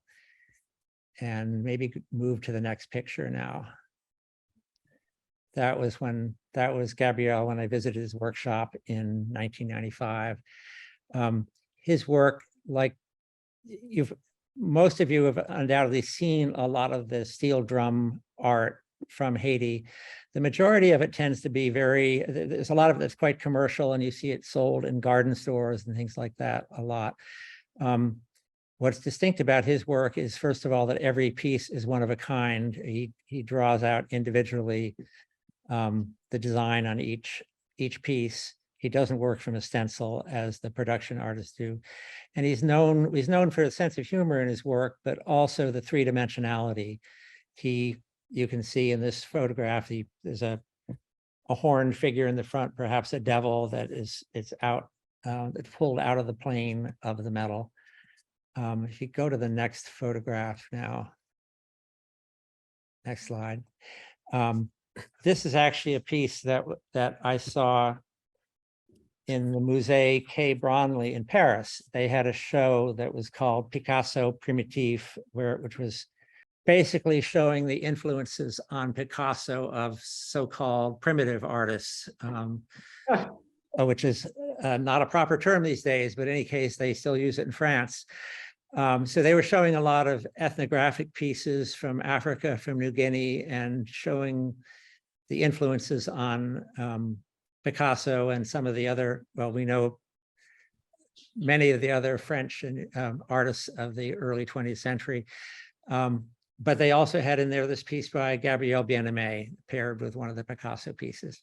He has definitely attained a worldwide renown. He has work in museums all over the world. However, as an artist, he still struggles to make a living. The first time, well, you saw the first time I visited his studio was in '95. And in between, he worked for many years his original job was actually as an auto mechanic, and sometimes he incorporates pieces from old cars and things into his sculptures. But if you move to the next photograph, this actually, is it possible to play this video, or doesn't that work? This is just a short video that he sent me that actually shows him working earlier this year. I was able to help get him admitted to the, or apply and get admitted to the International Folk Art Market in Santa Fe. So here he was producing work that he actually showed this last July in Santa Fe. If you move on to the next slide now, let's see what.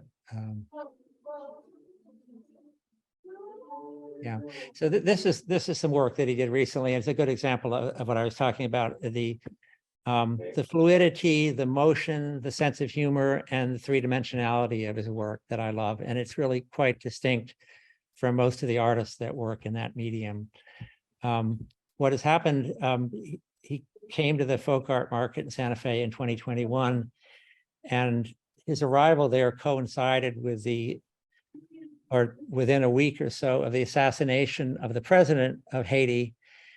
And since then, Haiti has gone from terrible to even more terrible in many ways. There essentially has no functioning government, and the gangs have taken over a great deal of the country. And what has happened, this village of Croix des Bouquets, where Bien-Aimé and all the other metal artists were working, has been essentially looted and torched and emptied by the gangs. So all the artists have had to flee.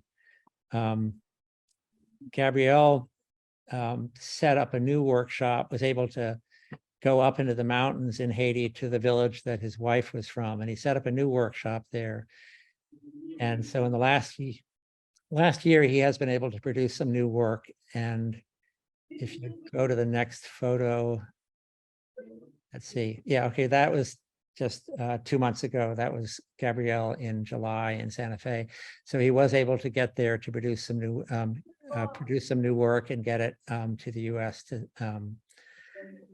an audience, because the work that they do in Haiti has no audience anymore, because there's haven't been any tourists in Haiti in a long time, but it's even worse now. If you move on to the next photograph, there is a show currently on at what's called the SFO Museum, which is a museum that is curated in the San Francisco International Airport, hence the name SFO. And they put on often something like a dozen different shows, at least at one time, spread out among the different terminals of the San Francisco airport. And they asked me to if I could loan work for this show that they were planning there. What you see in this picture here is actually Georges Liautaud, who was the granddaddy of this art form, and the piece in the foreground is one of his works. But I also loaned them a number of pieces by Gabriel Bien-Aimé. If you move to the next slide, please. Those are both pieces of Bien-Aimé's that are now in the airport. And if anybody is flying through SFO in the next year, these are in the international terminal, and they are actually on the pre-TSA side of the terminal. So it is possible to get over there to see it if you happen to be traveling through. The next photograph, please. Those are two more pieces, one of which you just saw a photograph of, that I loaned for that exhibit. And we can move on to the next one. That gives you a little bit of an overview, and that's where people are, basically they're lining up to get through TSA there. But at least as Beautiful. I think a lot of people see that work that probably would not have any idea that there is art coming out of Haiti, or what people produce from there. And the fact that it's in the international terminal makes me very happy. I think we can go on. So the next artist that I wanted to talk about also works in metal, but a very different technique. This was a man who unfortunately passed away early this year, a man named Toyin Folorunso. And he works in another fairly recent folk art tradition in Nigeria. And this is an art form that his great uncle, a man named Asiro Olatunde, first came up with this technique. He was from the town of Oshogbo in Nigeria, which is has become a real center for contemporary art there.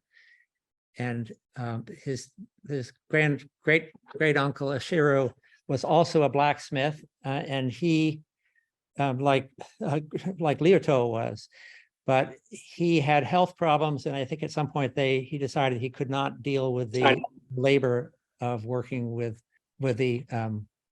iron. So he tried first working in copper, and he made small things in copper, and then he had the idea of working with sheet copper, and he started doing small designs, scenes of animals, of birds,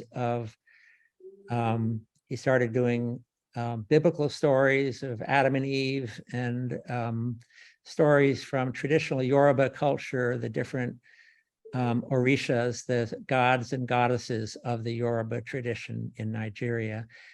And he passed that art form on to his, first of all, his brothers, his cousins, and the next generation, to which this man belongs. And if you move to the next photograph, you can see the technique. It's basically what happened. I guess what I didn't say was that at some point they realized that copper was a very expensive material, and he realized that he could do the same kind of technique in aluminum. And early on, this is the grandfather, great uncle. Early on, he got a commission to do the panels for the doors of a fancy hotel that was being built in Lagos, Nigeria. This was in the early 60s, right after independence, when things were booming. So they switched over to aluminum primarily, and that's the technique that's primarily been passed on to the next generations. You can see it's a repoussé technique, where you're working both in the front and the back. Here he's hammering detail work into the front, and then you could push with other tools, push from the back. And we can move on to the next photograph. You can see some of this is actually a photograph of this great uncle doing this work back in probably in the 1960s. And the next slide, please.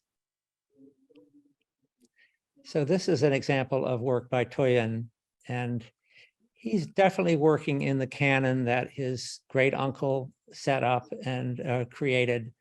There's a series of, this is one called The Animal Kingdom. There would be scenes of the animal kingdom, of the birds, Adam and Eve, the different Yoruba gods like Shango and Oshun.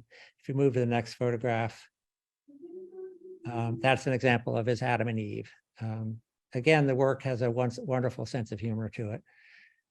And this artist, Toyin, showed for a number of years at the International Folk Art Market in Santa Fe. And move to the next slide, please. That's, again, another photograph of him at work in 2009. And the next photograph.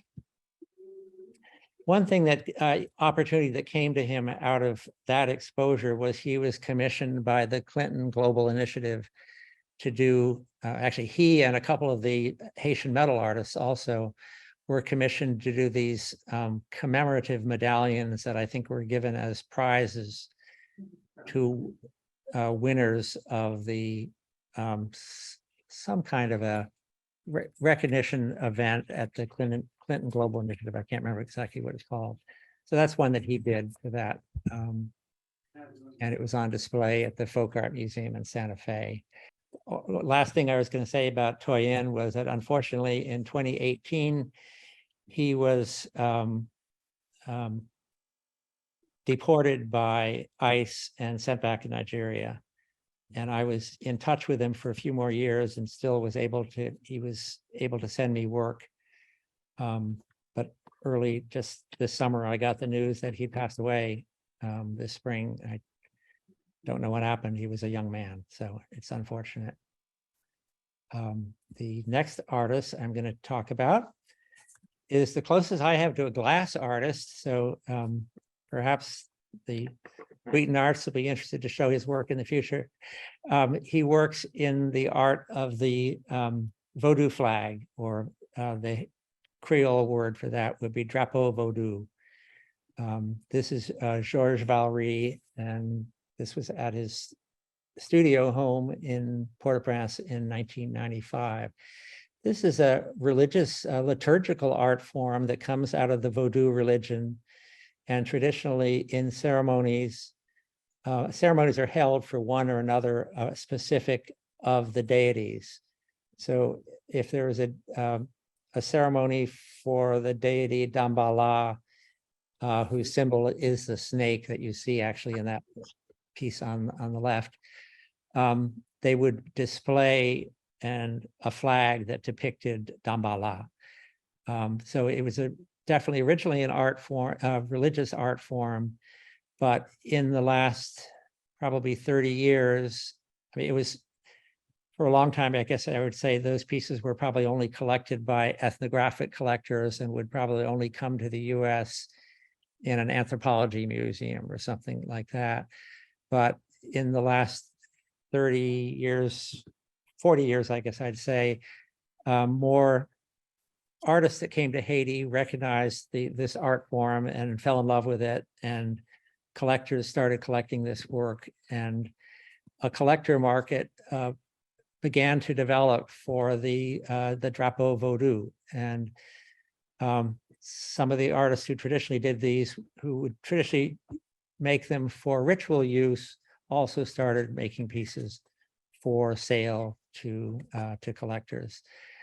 Georges Valery is one of these artists, and it's just one of a number whose work I carry, but I'm showing him as an example. If you move on to the next slide, please. This is a piece by him that depicts actually within the one flag, it depicts two different depictions of a deity that's called Marasa Toi. And Marasa basically means twins. So it's the deity that actually comes over from Nigeria, from the Yoruba, that honors twins and multiple births in general. In this case, it's triplets. And so here they actually use the Veve pattern that represents the twins, but they also have a pictorial image that's taken from the Catholic chromolithographs of the three graces. So it's two different, again, it's one of these interesting syncretisms of African religion and Catholicism that have sort of, and here you see them thrown together in one art piece. I guess we could move on to the next one. That's just another more recent image of Georges. The flag in behind him is actually of Ogu Farai, who's again, most of the deities in Vodou have kind of twin identities. So he would be in the Catholic pantheon, he would be Saint Jacques. So, but he also is associated with Ogu, who is the deity related to war and to iron, hence the word Farai. Move on to the next slide, please. This is when I visited him in his studio in 2014. That's an image that, again, it shows that the Haitian folk artists, like the Mexican artists, are responding to a market, to an outside market, and it's a image that represents Gede, who is the deity of the underworld. He's kind of like the Haitian equivalent of, I guess it's Polyphemus in Greek mythology. But the image he depicts of him here is quite a humorous image of a dancing skeleton. And you move on to the next slide. I was really fortunate to be able to help get Georges some sort of major placement in a show that was at the National Gallery of Art in Washington, D.C. There was a major show about art of the African diaspora that originated in Brazil called Afro-Atlantic Histories. And it included work from Haiti, from Cuba, from Brazil, from various countries in Africa, and from the US, from the Afro-American culture in the US. And they asked, they asked to borrow. I think they had originally had a piece by Valerie in the show in Brazil, and somehow they couldn't get that in the show. So I was able to loan them this piece for that show. And they also they invited, I was really pleased that they invited George to come up to Washington to see it in situ. The vice president was there at the opening, which was really a treat, which wasn't expected. And this show is a touring. It is now, it's continued. It's been all summer at LACMA, the LA County Museum of Art. And now it's going to be opening shortly in the Houston Art Museum. But anyway, that was a nice event for him to get some more international recognition. And I guess move to the next slide. Okay, the last one is an artist from Peru, who I'm sure Julie is very familiar with, or it's an art form that she's very familiar with. He works in the retablo tradition, which is a tradition, there are variations of it all over in Mexico and Guatemala, all over Latin America. In the case of Peru, the retablos are small, they're box shrines or nichos that originally this art form grew up in Peru, I think in the 16th century, when the traveling Catholic priests wanted an image of Jesus or one of the saints to carry around with them while they traveled, and they put it in a box which they had doors on the box to protect it. And so traditionally, this art would be just pretty much a religious art of an image of a saint in a box. In the case of Peru, or this area of Peru, the figures were made, as you can see in this photograph of the artist at work, out of what they call pasta, which is a mixture of plaster of Paris and cooked potatoes. So it's like mashed potatoes mixed with plaster. And the mashed potatoes gives it a certain workability, and the fact that it's plaster of Paris means that it dries very fast and they can produce work very fast, much faster than they would be able to with clay, which would have to be fired.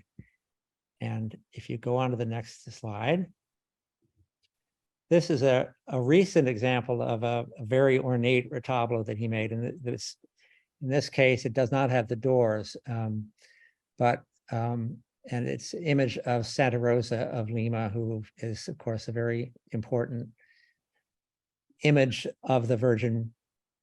I guess it's Santa Rosa, it's not the Virgin Mary, but anyway, it's a very important image in Peru. So this kind of shows the way the art has developed up to the present. If you move to the next slide, that's a shot in his workshop in Lima, or outside of Lima. Like a lot of the workshops in Mexico, elsewhere, the entire family works, and there's kind of an assembly line going. You know, one person is putting together the figures, another person is painting the figures. Claudio's wife paints the boxes. I'm not sure she makes the boxes, but it's definitely kind of a cottage industry there. If you go on to the next photograph, this is a close-up of one. Again, this wonderful sense of humor in the work. And this shows the way it has now moved into secular subjects of all kinds. In this case, it shows a mask shop with people. You see people who are working, making the mask, but also people who are partying there. He does do a lot of Day of the Dead work. I didn't pick any of that out to show here, but that's symbolism that has kind of traveled down from Mexico to Peru and has either infected or enhanced the art in Peru, depending on how you look at it. If you move on to the next slide. One of the other things that's very moving, wonderful, but also very moving about Claudio's work is that he not so much for the market, but I think just because he has to, he also depicts a lot of scenes from Peruvian current events, history, the history of his area of Peru.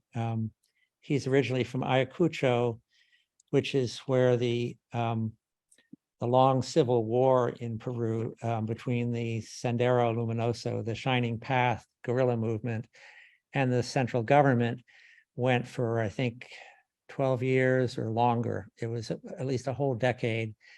And the area that he was from, Ayacucho, got the worst of it. And the peasants were kind of in the middle. The guerrillas would be there at night, and then the army would come in the daytime, and both would often take revenge on the peasants who were caught in the middle. So this is a scene that's it shows both what happened during the Civil War. In the top, you see the army. I think those are army as opposed to Sendero Luminoso people, capturing and torturing, killing people. And then in the present, you see a scene of forensic anthropologists excavating graves of people who died in this terrible civil war. He doesn't do this work kind of for the money, but I think he does it because he has to. And sometimes he gets commissioned by museums to do this historical work. And if you go on to the next photograph, this is a much more recent example of his, again, capturing what's going on in current events. And this is the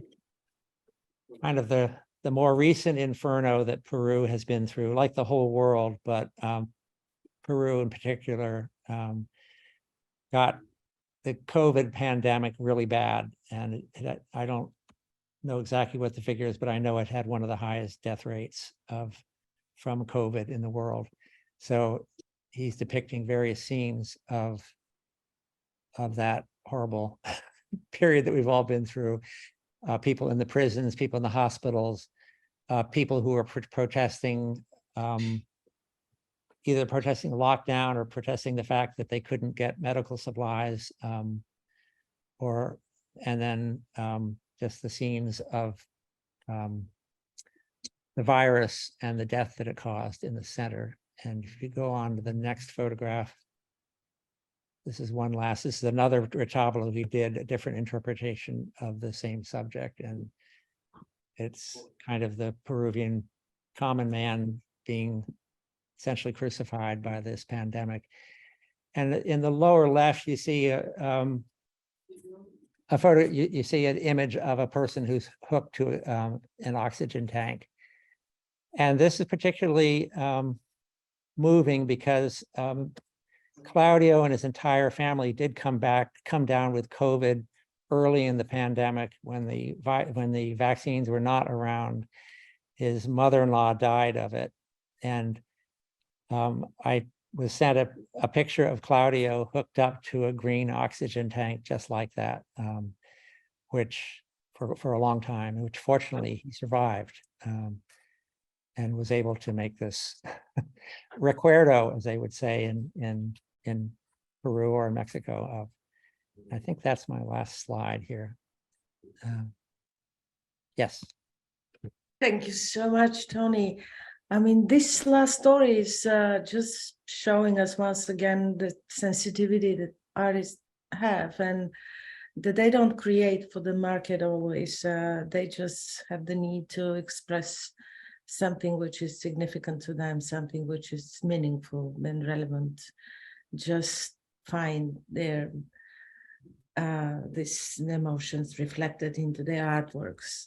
But not only this, but all the other examples that you've given us just show how each one of the artworks has such a variety of meanings and stories behind them, so that we cannot just look at the piece and say, oh, it's beautiful, it's great. It's not enough. We need more to understand what it really means to the artist and to the community that he represents very often, if he's a folk and traditional artist. So I'm really amazed that people are still with us. Obviously, what you've shown us is so amazing that people are still around. Thank you. I'm grateful for that.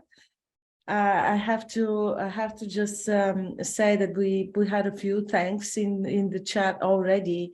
Some say it's just wonderful and that they love the work that they've seen and the opportunity we gave them through this program to see some of these artists and artworks and your connection to them. So I would like to ask you one last question so that we can see the other side of the coin, because you work with so many artists and we've seen so many fantastic artworks. But how about the other side? How about the collectors? How about the museums? How about the communities with whom you work? Noelle said in the beginning, she's a part of a museum. She has a very special museum connection, but you also work with museums and provided for different shows and the collectors. How about them? So can you just tell us a few words? And I'm also asking everyone who participates, if they have some last minute questions, please write them down, because you cannot unmute yourself to talk. So write them down and I will read them to Tony, Noelle, or Julia, whoever you want to ask anything. So please, who wants to go first? I'll go first. As Iveta said, we are connected with the museum. So we, through our membership, we have a built-in base, which is wonderful. We have a dedicated collector, and we actually have conventions that take place here on the grounds. And one of them is a paperweight convention.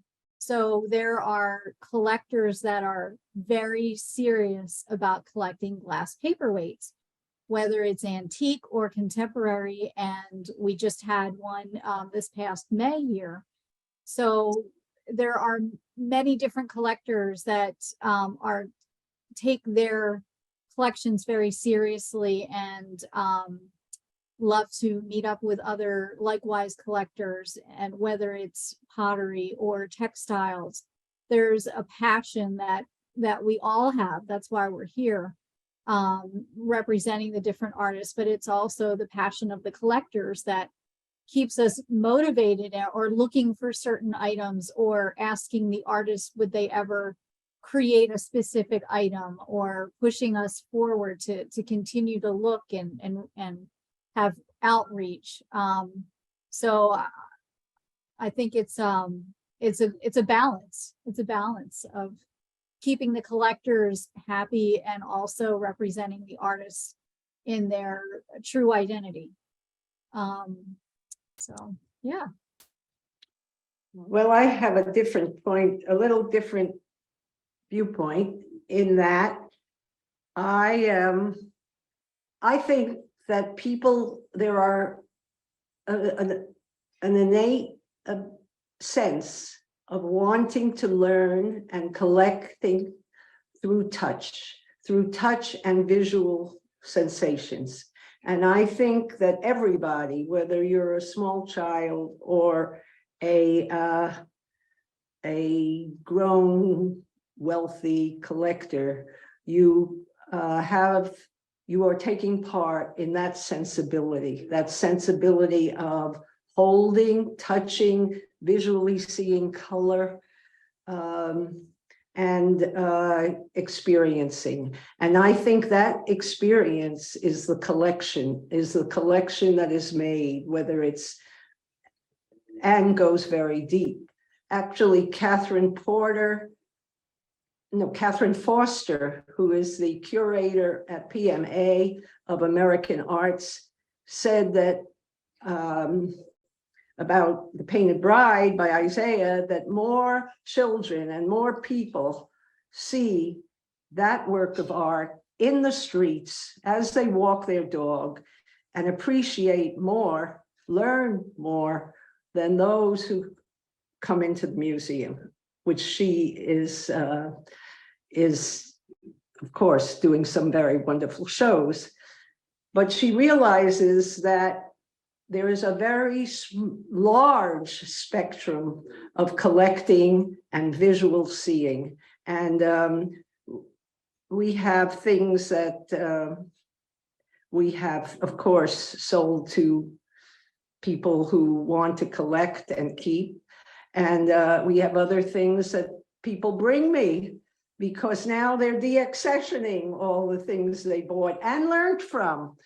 So I think that's part of the whole process of collecting and being on the other side. I think I can add to that. I think also the folk art that we carry touches people in a incredibly direct, visceral way that frankly, a lot of contemporary art does not. And I think people can relate to it. I mean, if you look at the work that you showed and that I showed, most of it is about not just humans, but animals and humans, but it's something very that they can connect to very directly. And people see the connection and treasure it. And we hope want to own it. Well, there is something but, called, in Mexico, there's something called the nahual. It's a nahuatl word, and it is the animal presentation of the human, or the human presentation in animal. And many of the wooden animals are done of nahual, showing your narwhal side, you know, and certainly in the United States, the devotion we have to our animals and whether they're dogs or cats or minks or whatever is very profound and very real. We can't push it off as something that is just to keep us through the pandemic. I was going to say also, I think the reasons people collect and the people who collect does change over time. And Julie and I have probably seen some, you know, I found that over the years, probably the majority of people who are buying from Indigo Arts were people that were more or less my age, my generation.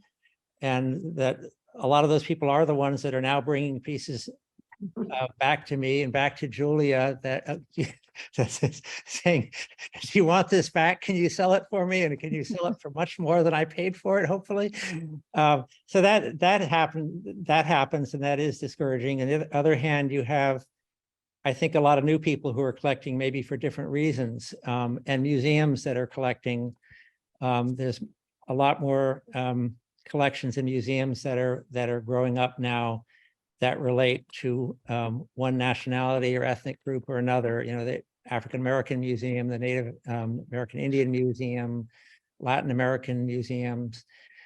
And I think that's a growing area that of people who want to connect to their cultures, who maybe haven't been able to connect with it or have been felt very separated to their, whether it's African Americans or Hispanic Americans. I think they realize that a lot of these folk artists that you speak of, certainly in Haiti, are disappearing. They're not working anymore. They can't either. They can't work anymore, or they're dying, or the tradition usually was passed on from father to son or daughter, and it's no longer being done. It's there are other influences that are affecting the culture. And so a lot of the interpretations that were made in folk art materials are no longer there. And so we have to realize that the museums are the places that might hold some of these works. Yeah. Yeah, I think I know you've had the same experience I have when you're trying to track down some artist whose work you enjoyed in the past, and you ask around, and you know, where has he gone? If he hasn't, he or she hasn't died, it's more like, oh, well, they were able to emigrate to the US. And that's true with the Haitian artists, the Mexican artists. And when you find out, well, what are they doing now? Well, they're working in a restaurant washing dishes, which is actually what Gabrielle Bien-Aimé, unfortunately, has had to do a great deal of the time in recent years. And they aren't able, once they get to the US, they may, in certain sense, materially live a better life. But art is a luxury in this country that unfortunately not many people seem to be able to afford to do, or that it doesn't support them. So they have to do some other work, and they never do their art again in a lot of cases. So We you got to actually- what's out there. Yeah, yeah. We actually are taking, the Magic Gardens is taking 2 Haitian artists who are hopefully being allowed out. I mean, what's happening in Haiti is so extreme. They're mosaic artists, so hopefully we will be able to get them into this country. We've gotten their passports. Hopefully they make it to Port-au-Prince, and then they have jobs here. But again, what they were doing before, I don't know will be what they do here. Right. Or, yeah. Most Have of you done that? the folk artists with whom I work don't do this for a living. They have to work something else for a living, and they continue to work just for the love of doing it. So you're right about that. And when they create, very often they don't create for sale. They create it to give it out as gifts, or because the artwork is needed for some ceremonies or some celebrations of the community. So I would like to read 2 of the comments that I see in the chat. One is from an artist and one is from an art dealer. And I think this might be a good way for you to feel how people are really impressed with this presentations tonight. One of the artist, Ty Gould, she says, it's a wonderful, very inspiring to hear stories of your paths and journeys that have led you to the art and found its way into your hearts. So it was obvious for everyone that you do this with your heart. It's not just work. It is something that is heart and soul, and a lot of work, of course. But now I saw one that came from Lisa, and she says, I came this evening as a fellow Mexican folk art dealer, but it also happens that I have a paperweight collection that my mother began for me as a little girl. I like to say to my customers that art is food, and each piece in a collection should remind you of someone, someplace, or something that you love, and it should nourish you when your gaze rests upon it. Oh, that's beautiful. Beautiful. I think it kind of shows how people feel about everything you had to say tonight. That's wonderful. So would you like to have a few last minute thoughts to share, or shall we wrap it up? Everybody, if you have last minute thoughts, please go ahead and share them. I would just share with everybody who's joining us. These are the handles where you can find Noelle and Julia and Tony online, as well as their email addresses if you would like to reach out to them directly. Thank you very much, Pam. And I hope that people can still visit Indigo Gallery, even though it is by appointment, to see in person. And my arm. Yeah. Absolutely. Thank you so very much. You're welcome. And I'd like to invite everybody to be sure to register for our next Wheaton conversation, which is with Brett Swenson, who was a previous Creative Glass Fellow.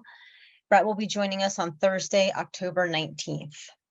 Please feel free to download the chat, or if you need to, reach out to me and I will provide you with the text. I'd love to hear from those that are new to the program or to the series or to Wheaton Arts in general. Please feel free to contact me with any questions that you may have. I sincerely thank you for joining us here, and I hope you would join us for future program. Bye, everybody.